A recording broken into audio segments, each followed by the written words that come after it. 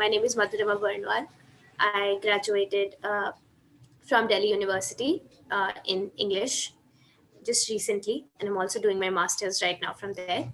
Uh, really happy to be a part of this discussion. And I would, now ask Neeraj to please introduce himself. Neeraj is here with us as a panelist. Uh, Neeraj, are you there? Yeah, hi. Can you hear me? Can you hear me? Yes, we can hear you. Cool.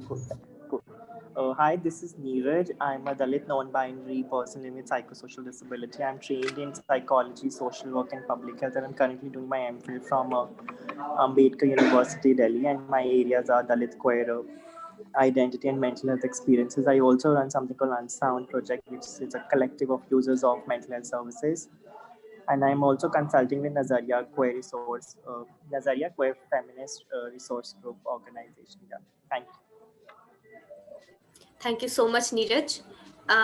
Now, we also have Kshitija with us. Kshitija, can you please introduce yourself?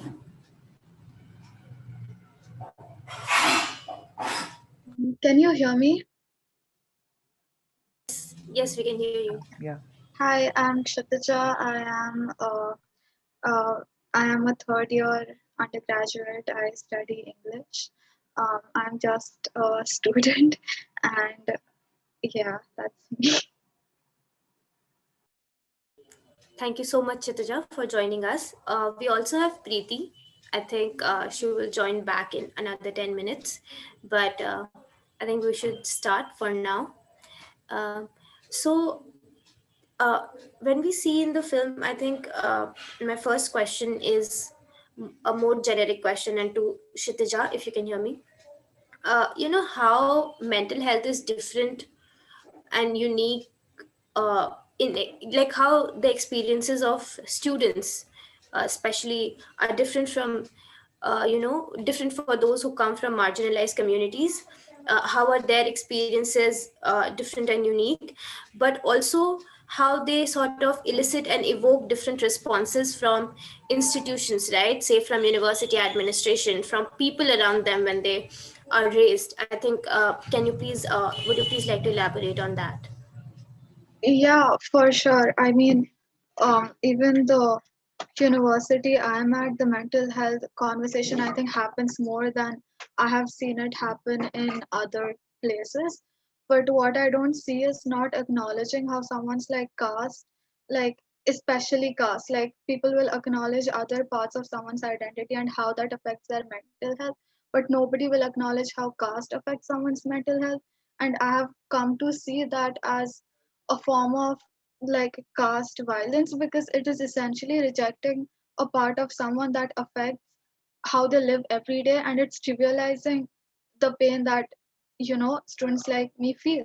And this, even like professors not acknowledging that, like for instance a very small example is uh, like a participation grade that we have in class, where you have to speak up, but professors don't acknowledge that not everyone can speak up in that setting because there are class dynamics and there are like a lot of savarna people occupying space that don't encourage people who are not like them speaking.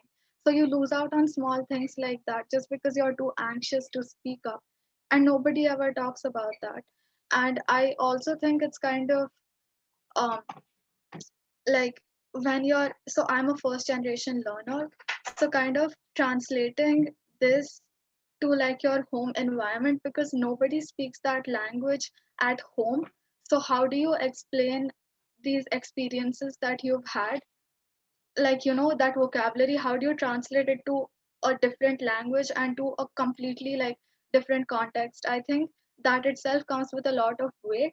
And then also the guilt for students, like guilt in the sense, you sometimes feel bad that there are people back home who have had worse experiences than you, but because like you're kind of a student, you get to get help and then feeling bad about that. So I think there's lots of like aspects to this that I'm sure other people have more to contribute than I do, but I think that's what I wanted to say in response to what you asked. Thank you. I think that's clearly a very valid point, and I think a lot of students feel that way in university spaces, including myself, who is also a first generation learner. Uh, so I think moving on from here, I think what also is important is how we go to psychologists and how we see the field of psychology, and the medicinal field addressing this, because I think inherently most of the conversations around mental health are very apolitical, if I may say. And like Kshitija just pointed out, that there is no mention of caste. And Neeraj, could you please elaborate on that uh, right now? Neeraj, are you there?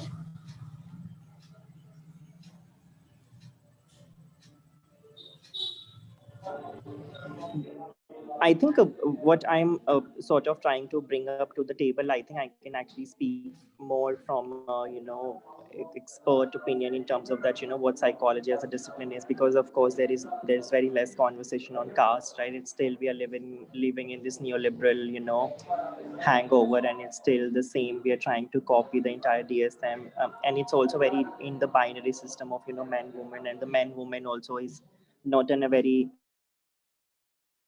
Hindu or Indianized also actor in it. So, like, I have never been exposed to many caste concerns in theology or even in my social work discourse. Right, it came very later. It came only because I'm personally interested in this sort of discourse. So that's a one thing to just sort of establish. Second, also, who becomes a psychologist, who becomes the doctors, are something that we really need to be concerned of, because these are the people they come from, like if you look at the entire Veda system, it was usually the Brahmins, those who were and like Vedas were the one way. Then in that was they were like, they was very high caste people, those who had this sort of job where it's considered equal to the god, or etc.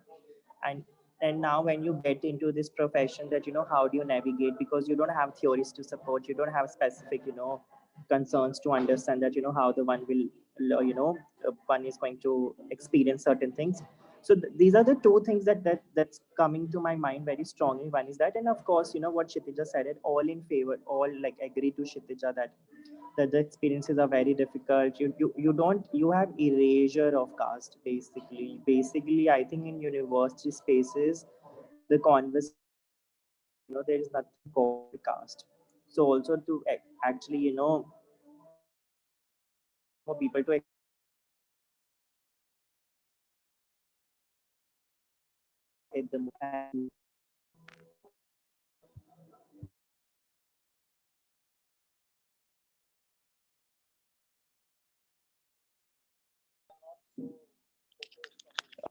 Neeraj, um, you're being cut off um, because of some connection issues, I'm guessing.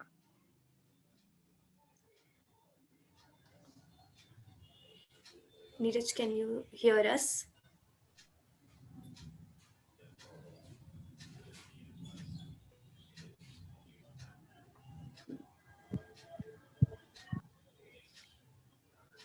Okay, I think Neeraj will rejoin. Uh, Meanwhile, I think I really agree with what he has said. There are lack of theories, and more than that, I think it's not accessible. Whatever discourse we have, and the sort of support groups that we have in universities or online also, I don't think they are accessible to students or children growing up in their hometowns or in their spaces. And this this entire lack of both theories and language and accessibility, I think it impacts a lot. And Kshitija, would you like to elaborate on how the gap that you talked about initially? I think you pointed it out earlier, that there is a gap between the setting at home, and there is no proper language to convey how we feel in university spaces. Would you like to elaborate on that? I think like it's the lack of like vocabulary, because like I found myself like struggling, with not having the words to describe what you feel, because you don't even know whether or not it's a valid feeling. And then with regards to university spaces, I think the biggest problem is not feeling like you belong, because there is nobody that looks like you, nobody that talks like you, nobody that kind of thinks or feels like you. And I think that also, like, because you feel that way, then it also makes you feel that, oh, maybe I don't deserve to be here. And when you start feeling that way, then you don't reach out or like kind of use the resources that you have, right? Because you're already struggling with feeling so out of like place in this university, then how do you kind of go ahead from there if you don't even know that getting help is an option? So and that getting help like not being an option, I think it's also just like, especially like because of how caste functions, sometimes we just start that struggle is just a part of your life. So like that being an obstacle, like like when you need to be reaching out for help, you just don't. So yeah. Yeah, I think that happens a lot, and especially with individuals, it always feels like those are individuals' struggles, and I think it's very later that one realizes that it's an institutional problem and it's caste-based violence. And I see we have Preeti with us here right now. Hi, Preeti. Uh, so, first, we would like you to introduce yourself, and then maybe elaborate on a little on how it's very, it takes a lot of time to sort of realize that there are many students like me who are feeling, say, not belonged, and and then that journey from, say, realizing that this is not a problem that is within me, and more like an institutional problem, and that, yes. Thank you so much, Madhurima. I'm really sorry I missed the first 5-10 minutes of the discussion. I had some work to look after. Hello, Neeraj. Hi, Kshitija. It's good to have you here. It's just wonderful to have these conversations with our community, and also on a platform like this, hoping to take these conversations beyond the communities that we have built with much pain and joy. Um, so for my introduction, I'm a freelance writer and journalist. I usually write around intersectionality between caste and mental health. That's my primary concern, apart from just writing on uh, um, critically on culture, including literature, films. To take the question of students feeling not belonging to these sort of like mainstream spaces of universities and colleges, academia, and even like um, the friendships that sort of emanate from these spaces. And I'm calling them mainstream because these are not the spaces that we have like historically claimed. It's just something that we are like recently starting to step out in, and hence there's also some sort of cognitive dissonance where we come from a different cultural background where we don't have people to look up to, and like as a matter of fact, I don't mean to put it in a self-victimizing context. So as a matter of fact, we don't have um, people who are educated, and like Kshitija was asked the question by Madhurima of language, and all this is like interconnected, that like one has to understand and be conscious and aware of the fact that education is not something given. It's also a construct, just like time is a construct, or caste pride is a construct, and that certain kind of education will give you access to a certain kind of language, and when you don't already have that kind of background, that kind of reference point to um, um, just sort of like access that language already. And you just like, the process starts when you're in your like early 20s, or for some people from our communities who happen to be in rather privileged or elite schools, for them it starts in their teenage years. So it's the formative years when we are facing this dissonance, where we were someone else and now we are like coming face to face to something else. And um, it's it's like a fissure, it's like a crack within that one struggles to find a way around, to like just even put a pin on it in terms of what is it, in terms of like finding a word for it. And like you correctly put it, Madhurima, that it's not something that's wrong with the individual, it's something that's structurally wrong. It's like structurally, it's like morally misplaced.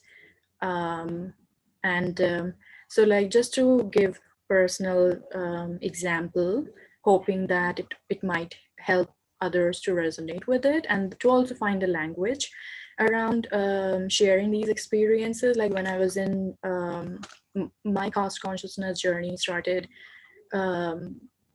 during masters, through a friend who was like very politically vocal, let's say, and caste conscious and assertive. Whereas for me, these categories, let's say, did not exist. For me, I was just a woman. I was a woman from middle class, lower to middle class, and like through my father, we are like climbing up the ladder very gradually. And suddenly we start discussing about all these political things, and it's like, you know, like how communities become so important for us, not just like about talking about caste, which is just a part of what we do, but to just work with each other to help us build our own selves, and find our own footing, you know. So so when actually I can't see anyone on the screen, so it's a little distracting whom I'm talking to. Thank you. So it was around that time when Dalit Bahujan Adivasi Collective was formed. Thank you. And so this very important instance happens where they're like, my friend asked people to talk about their, like, mention their caste, and people mention Savarna, Savarna, Savarna, and I say that I'm Dalit.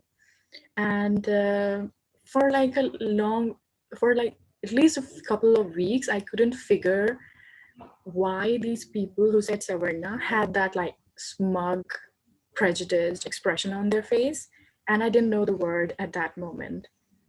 So after a few weeks, my friend, like in conversation, it comes up, because I was so new to all these conversations. She says that Savarna means upper caste, and it just like took me aback, because it just made sense, you know, that the reason why they had that smug expression on their face is because they have that caste pride. It's like it's instilled. They don't have to like do anything out of the box to like, it's just there, it's present. So that was like a moment of deep hurt for me, and also realization, very painful and violent, that no matter what I do, like when it comes to class, it can like, one can always ride up the ladder, but when it comes to caste, it's just something that you're born with and you can't change it. So you just have to find a way to like undo the representations you have been taught all your formative years, which is that our community faces violence and murdered, and not allowed to sit with other people, to get educated. So as much as this is a reality we have, very sad reality and violent one, but we also have people like myself and Neeraj and Kshitija, who don't fall in these silos of narratives of victimhood. So like you said, the question being that it's not an internal problem. We are not like individuals to be stereotyped. It's a structural problem. So the gaze has to shift from us to the structural problem that is. And to also keep in mind that whenever we talk about caste, we're not talking about Dalit people, we're talking about caste, which is like the caste system, which is like the several divisions within that system and subcastes, and just so many more narratives and realities and culture and festivals and language, which we need to keep in mind when we talk about this question of the system. So it's the system and not the individuals or just one silo of a category. Thank you so much, Preeti. Uh, I think I think even Kshitija pointed out, how there is a sort of a dissonance and a lack of vocabulary that we face when we sort of go into the education system and enter the university spaces. And I think I would like Neeraj to a little bit extend on it, and just like help us understand how that extends to the field of psychologists, because there is a need to develop a new pedagogy. There's a need to develop new practices to address political violence, say, which is caste violence in this case. And I don't think we already have that. And also a little bit touch upon the intersectionality of say gender and caste and mental health.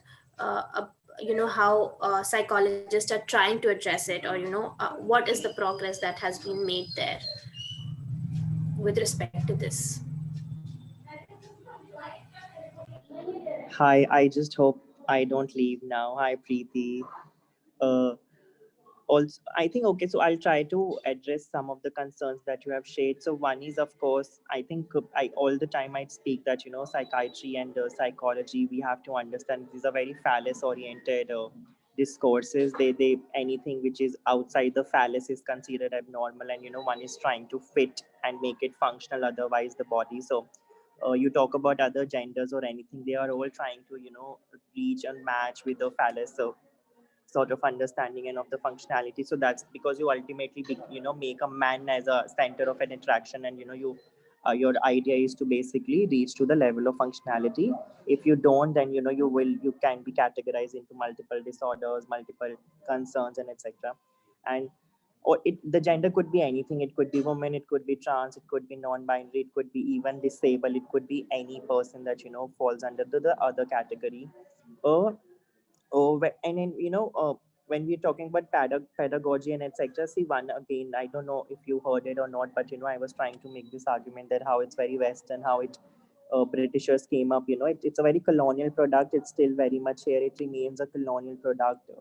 Many people have attempted to try to Indianize it, but still you have extreme failures about it. That because there's a strong body of people, those who still want to make it a neoliberal economy. You have a pharma interest on a very very strong level. So how would you deal with this sort of discourses? But this is sort of like a background of economical approach to the mental health, and that is something we really really have to understand, because we can't just expect that this economy will have no role in mental health, because it's this production of diseases, but also production also production of treatment also in the same economy. uh, Also, we do in psychology, we don't necessarily read very intensively about caste, at least in India. You will have one or two paper, you will have one chapter once in a while, but also as a very tokenistic idea by a Brahmin, or by another professor who might also will do something. Caste is in the classroom, and then you will have to hear the same person talking to you about how to be anti-caste and etc.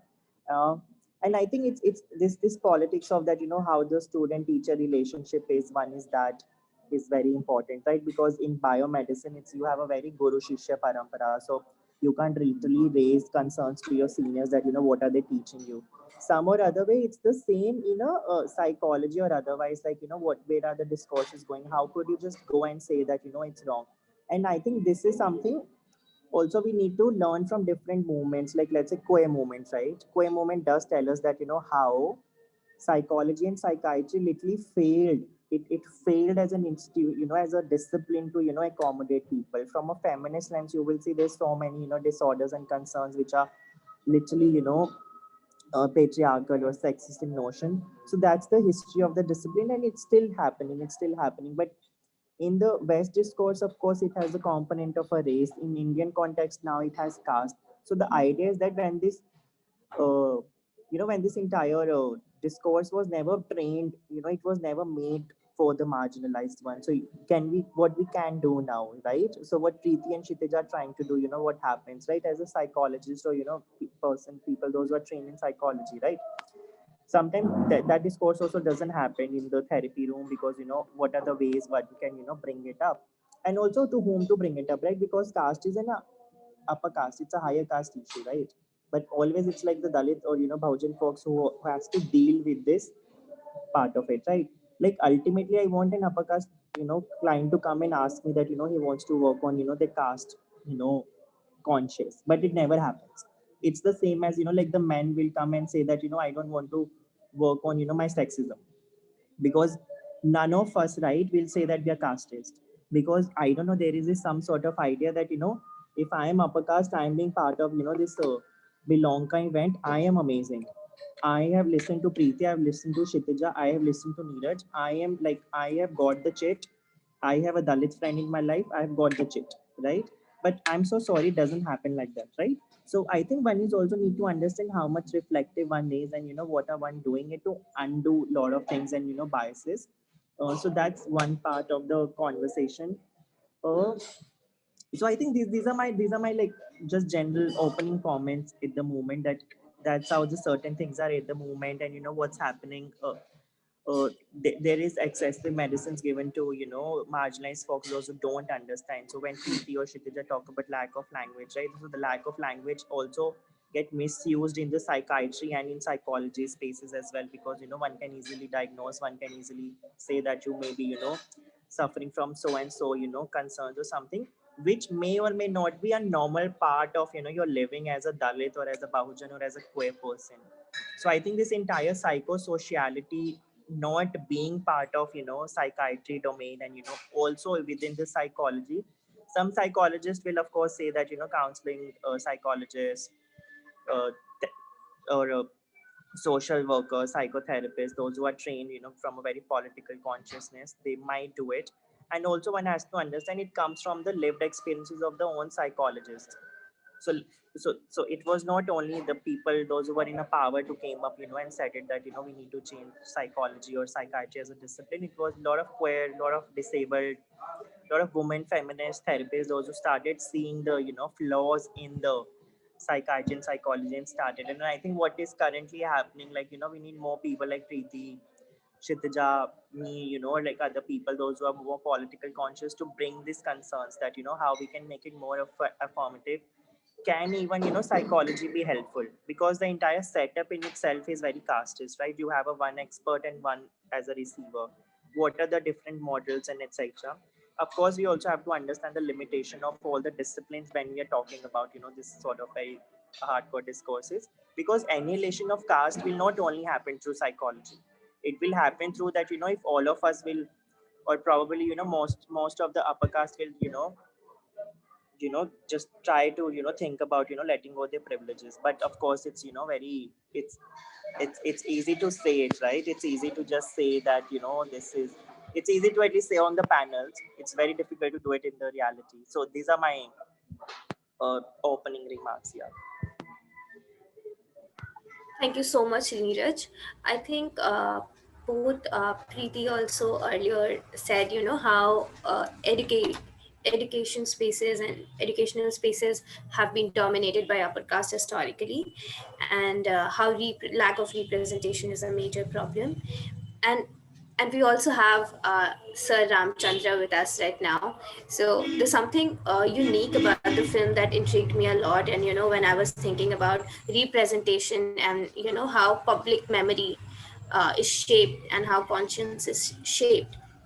The scenes are written and read by students in the movie. If we see, uh, while also being enacted, the students are reading out the script. uh, in the movie. And I don't know, can you, sir, briefly explain what is the idea behind that, like behind that particular practice in the movie? Uh, yeah. So there is whenever we are asked to take documentary workshop, documentary filmmaking workshop, the first thing I do is to ask the students to participate in something called an actuality report. So the actuality report is like you take the students to a particular well populated area and ask them to observe things in audio and visual terms, and come back and write something, a structured thing on what they. So that's the first thing I do. So when I'm documenting a documentary workshop, I was documenting this also. So people write it and then come out and read it, and then we can discuss it. We are not discussing the content of it. And we're discussing the form of it, in the sense that it has to be an audio visual form, and it has to have a structure, and whatever the thematic concerns the people might have. So all these students were reading out those. Now, the reason why I decided to shoot that is that I knew if I take them to Shopcom, and somehow or the other, the issue of caste and Rohit Ramla are bound to creep in these audio visual format. Yeah. So that's the reason why I was initially wanting to use only the audio portion of it, but while I was recording it, there was these fans that came, which was very, considering that Rohit was found hung in a fan, that's how I use the visuals also. So that's how the whole thing came. Okay, thank you so much, sir. That's what, in the movie we see scenes of a person who is reading out the suicide note in a very public setting, and then towards the end of the movie we see the statues that has been damaged by the university and the administration. And I think it makes me question, what is the importance of this public setting, this why is it important to remove that statue, why is it important for the administration to not have that? And I think I would ask Kshitija, and if you would like to elaborate on how, representation, or, having role models is important uh, for students in such settings. I was really thinking about what Preeti said earlier about like thinking of this not as like an individual problem, but like a systemic, like a structural problem. And the way I see it is like when you don't have representation and when you don't have like people around you who are like you, I think that's it's like intentional isolation. And just the way mental health works, that isolation does not work, because denying someone representation is also denying them a community of support and love. And that's what happens in universities when you put an individual there and nobody like them around. Like that's why representation is important, right? It's a systemic problem because like I mean not because, but like one of its symptoms is that there is no representation. It might be one of the causes, but it's definitely something that keeps the cycle going when there are like, and then you feel more isolated because there's no representation. Just like it kind of forms like a vicious cycle. And I think representation is really important because it's also like receiving kind of validation to know that what you're feeling is okay and it's not an individual's fault, precisely because it's a systemic problem. I think I'm just going in circles here, but yeah, that's what I wanted to say. No, you're absolutely right. I think we quite understand what you're trying to say. How we don't, like, if we don't have role models who will say validate, or say reaffirm that what we are feeling is not an isolated feeling, and what we're feeling has some specific reason and context. And again, I would like to ask Sir Ramchandra, when you were shooting this movie, when you were shooting this film, uh, is there anything in particular that you saw at these public settings? And how did you when you had students with you in the workshop, why did you feel it was so important to do this film, but also the way you did it, you have protest sites in them. uh, the song choice is very unique, and I, I think the song is also incomplete. It was not it's not it was not completed by the writer. So just small insights from there. Uh, uh, the song, yeah, the song didn't happen by design. It happened as I was shooting, and then the song was there, and I thought I should be using this song in the entire film because it what was happening in the ground was uh, I mean there was this there's this shot in which the lady says Lal Salam and Neela Salam, So this I thought this song was fit into the whole place. Yeah, and it suited the whole thing, and therefore the use of this song, and I had to split it across the movie so that it can be fitted into the yeah. So what was the earlier question that you asked before the song? Sir, why was this particular approach to the Yeah. the issue taken, or what was Yeah, like? yeah. See, there are there are various ways of approaching a documentary filmmaking. One is called an essay documentary. If you look at, for example, there's a colleague of mine called Deepa Dhanraj, and she has made a film on casteism in universities, higher universities, and that's an essayist film where you put forward an argument, and then for and against argument, and then you come to a film. That's an essay film. But my film was not an essay film. I was like 30 years of filmmaking, I made essay films. I got bored of the form, and then I had to figure out new forms. So the second thing is so this was a new form. It was a reflective kind of a form, and as you have rightly pointed out in your early question like these are not interviews. These are representation. Even Sudipto Mondal's article was a representation. The guy reading the suicide letter in a mall is a representation kind of a thing. So uh, so that's another way of making a film, and then I thought I should explore this as you rightly pointed out, this representative, which also has a historical usage. If I may say so, I mean the audience is not a filmmaking audience, but there was this guy, German filmmaker called Harun Farooqi, who has made films in anti-Vietnam American films, and then he uh, uh, uses this formula, not formula, he uses this technique, which I sort to say copied, so to say. So I found it very useful I use this quite often actually. That it's representative, and therefore my film didn't have Rohit's brother interview, Rohit's mother's interview. I decided not to do that, and I thought representative is a best way to bring forth this issue. Thank you so much, sir. That's what, when we talk about language and the lack of language or having, so we sort of try and seek new techniques and new ways of representing the problem or the issue. And when we talk of this, we also talk of, uh, as we saw in the movie, we see students who come from marginalized communities. They have a sort of difficulty in dissociating themselves with their social material conditions.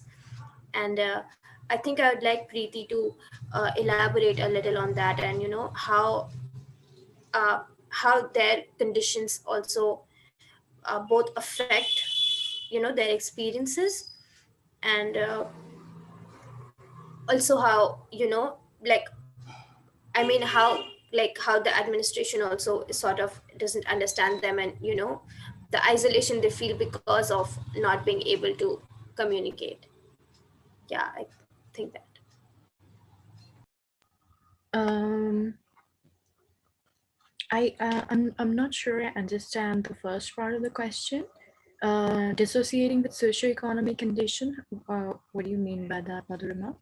I think in terms of when we sort of want to perform, like we saw with Rohit, when you are, say, a scholar or you are an academic, and you sort of have dreams and aspirations. I think first of all, it's really difficult for people from marginalized communities to dream, because uh, they have not seen it, until and unless this lack of role models and representation.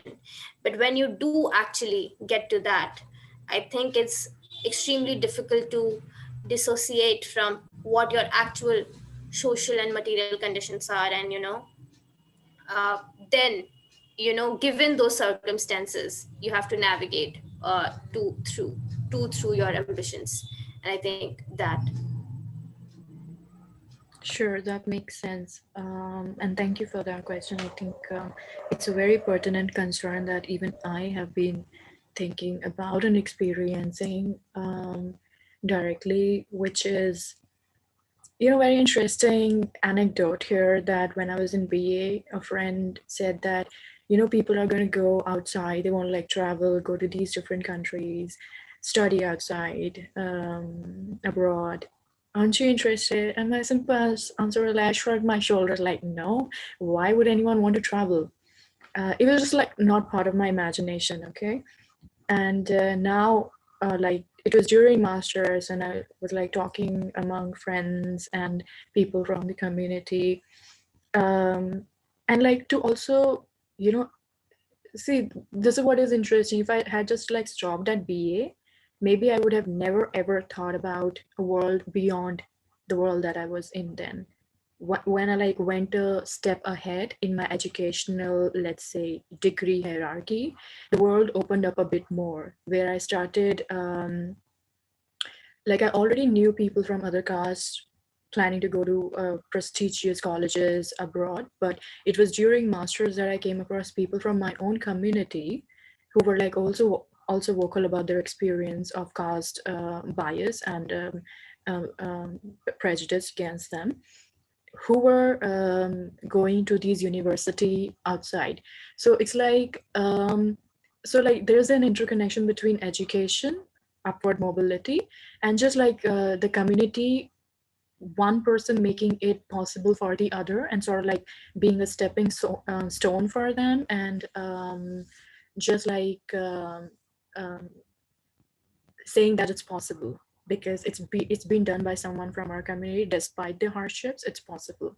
um, so you're right to say that there is a dissonance there. There is it is difficult to come by, and I think it's something that Bell Hooks says that when she was teaching in Harlem, that when she would teach white students and black students, it's like white students are just they just feel entitled that the world owes them something, but black students don't. They're like just happy to be where they are.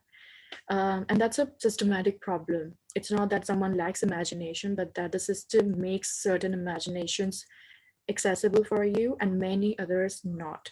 So it was something very interesting that Kshitija said about the vicious cycle of repressing one's caste identity to avoid violence. And also, sometimes it's a conscious effort, sometimes it's not conscious, because one is just trying to quote unquote pass off as upper caste because that is the only representation we've had. Ki that is the only way one can be. So if I don't have money, there's a problem with me. If I don't wear clothes, if I don't talk in a certain accent, go out to eat, there's a problem with me. I am a victim, and like I'm to be blamed, or my parents have to be blamed. So you see how intergenerational trauma also gets stitched into it, and all these efforts kind of leading into one not having access to one's community, so hence becoming a vicious cycle. So it's like it's a double-edged sword for us. It's like it was just a few weeks back that I was like really deeply hurt thinking about this, that how it's an inescapable cycle, but it's like you have to choose your poison. So you have to choose if you're going to like own up to it, if you're like going to um it's like I have a problem with the word assertion, but let's just say if one is um going to just face it consciously, like be cautious about their experience, or like not, and then like miss out on the community. So I don't know if I'm taking time, so that's just it. Yeah. No, that's absolutely uh, right of you. I think when we talk about representation and hiding of caste identity, I think it has a lot of effect on how we conduct ourselves in public, and how there is a sort of uh, disconnect uh, within an individual when they have to pretend to be something else, or when they sort of aspire to be something else or someone else. I would like Neeraj to elaborate a little on how it affects individual people, and people from marginalized communities when they enter these spaces, and when they try to hide their caste identity specifically.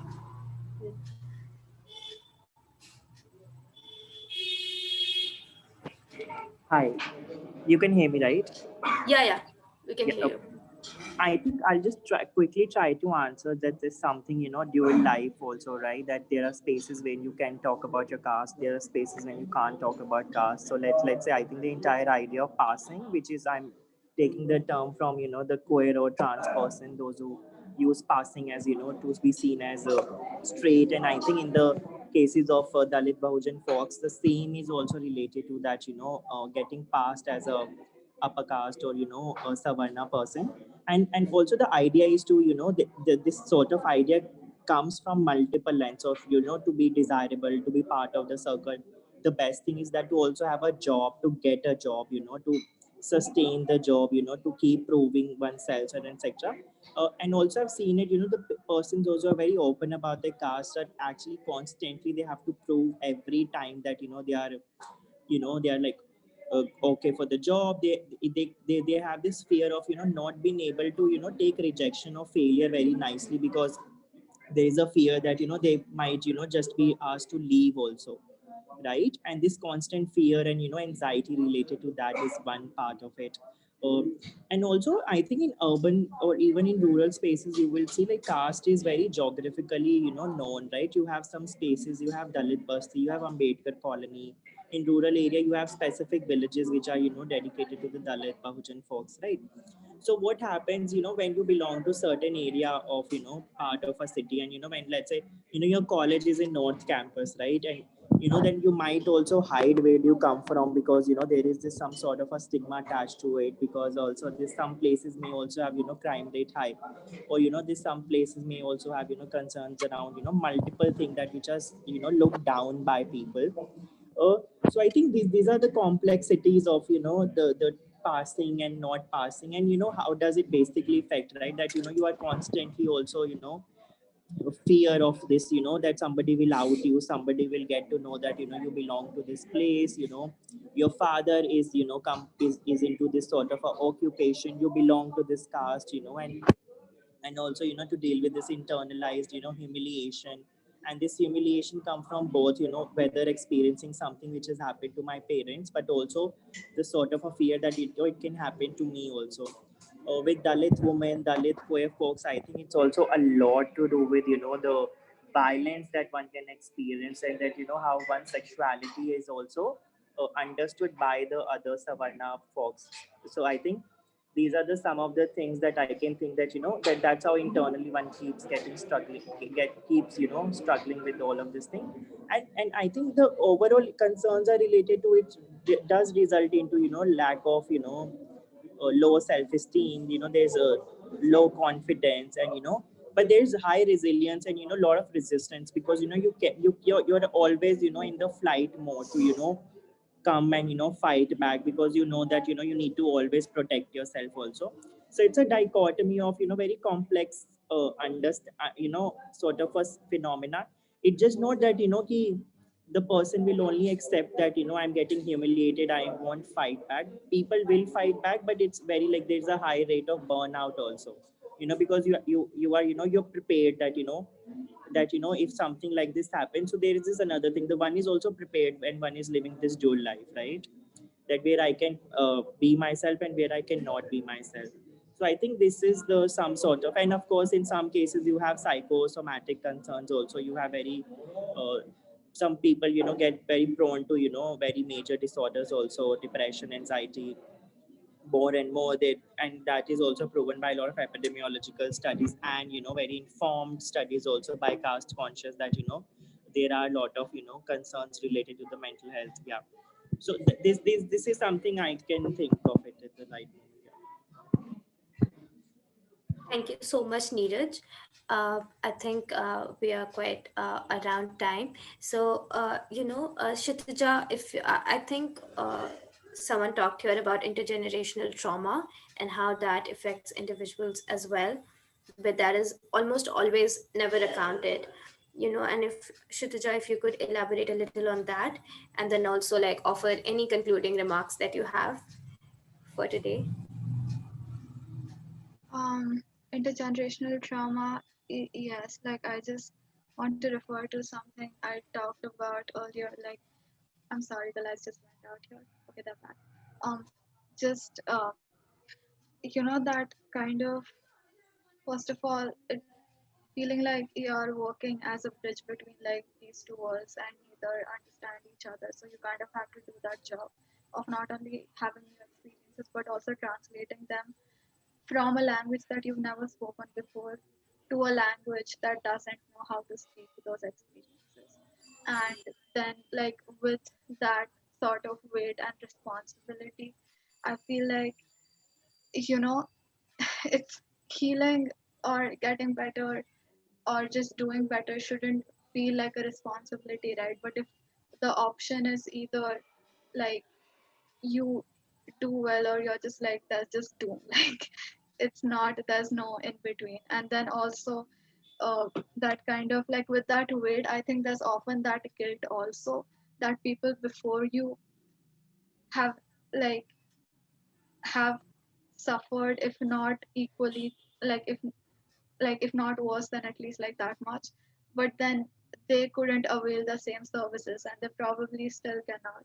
So I think it's a very like intergenerational trauma, especially with respect to caste, is such a like it's so tricky to navigate. I feel like I still don't have the vocabulary to describe it. And actually, like everyone here is just so articulate and they have so many things to say. I don't think it would be fair for me to do the concluding remarks. I think someone else should do that. No, no, absolutely. If you have any, that's okay. If there's anything that you want to add to the discussion. Um, I I don't want to add. I just want to say that like hearing these things be actually articulated and then heard, it's such a like I feel like for me personally it's such a big thing, and I really appreciate that discussions like these are happening. And yeah, it was really great to like Preeti, you're so articulate and you have such great points, and Neeraj as well. It was really great to like listen to you. And yes, anyone else can go ahead. Okay, thank you so much, Kshitija. And taking from that, Preeti, if you have any concluding remarks or anything else that you'd like to share with us, you know. Sure. I just have to say, Kshitija, I am already a fan of how there's one thing that's articulation. There's another thing that's like brevity. Like saying a lot in a very few words, and you've been doing it throughout the session. So I'm your fan already. I would love to get in touch after the session and like just talk. About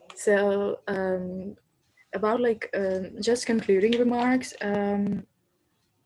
They were like I totally agree with what Kshitija said about survivor's guilt and intergenerational trauma. Where being there, um, and it like works. I'll try to be like as short as possible, but it like works in several ways. It's not just about the experience of trauma and violence, and now I'm finding a language which perhaps my family does not have access to, and not just in terms of like English or Hindi or Punjabi or whatever, but it's also the words and vocabulary and just things that I can see now which they can't because they're not used to. So it's also a matter of familiarity with one's own pain and hurt. And it's like if they don't have another world to go to. Like if they let go of their pain and that hole in themselves and just the caste, internalized caste shame, then which is the world they have access to? I don't think they do.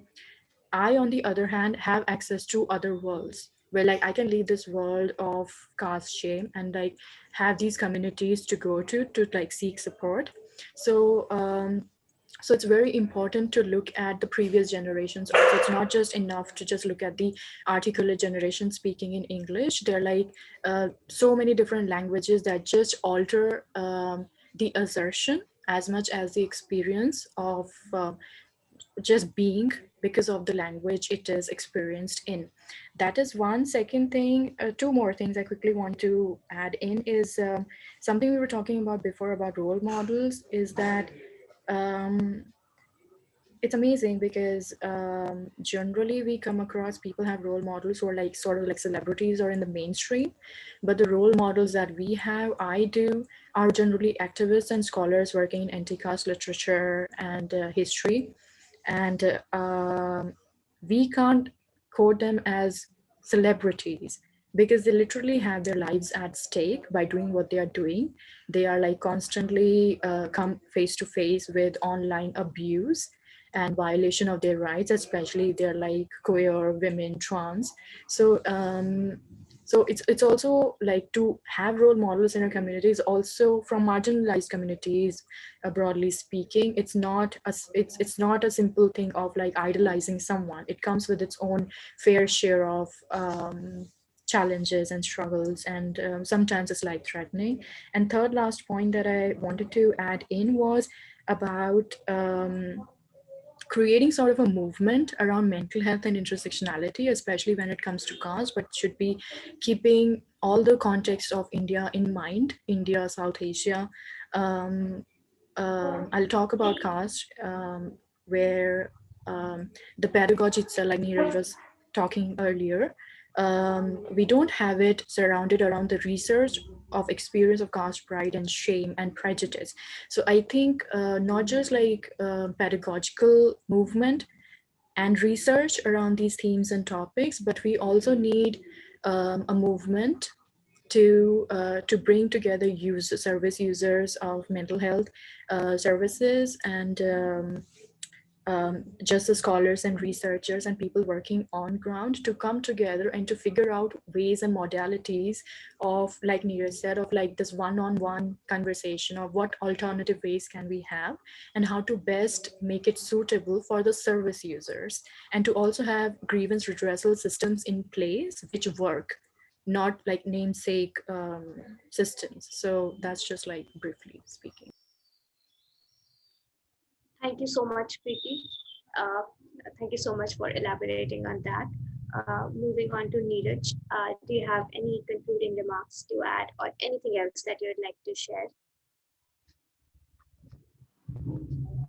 Thank you, Kshitija, Preeti, for sharing your stories and also being so amazing as always. I think it's always a pleasure to listen to both of you, and I think I completely with Preeti on users mobilization and their voices to come across. I think my last concluding remark would just be that to reach out at any point of a time one is feeling low, or one is having any sort of difficult thoughts. Please reach out. Reach out to your friends, and of course and now at least today we can actually have people.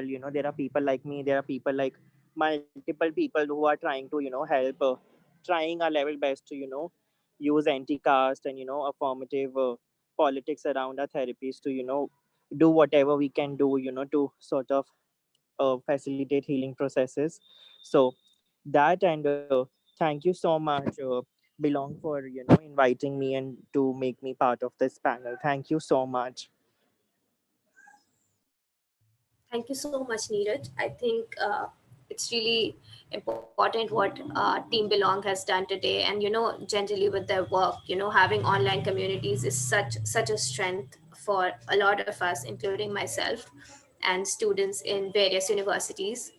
Uh, Thank you so much, Preeti and Kshitija and Neeraj, for coming here, and thank you so much for And Saransh for Yeah, organizing and this. thank you, Madhurima. You did a really great job moderating. And I would really thank all of the panelists, Preeti, Kshitija, and Neeraj. That was a very, very rich conversation. And I hope that a lot of people can take home something, if not everything. And yeah, thank you so much. I can't express my gratitude in words. Yeah. Thank you, Kshitij, Saransh, I'm sorry, and Madhurima. Thank you so much, Madhurima. You were brilliant. So thank you so much, everyone.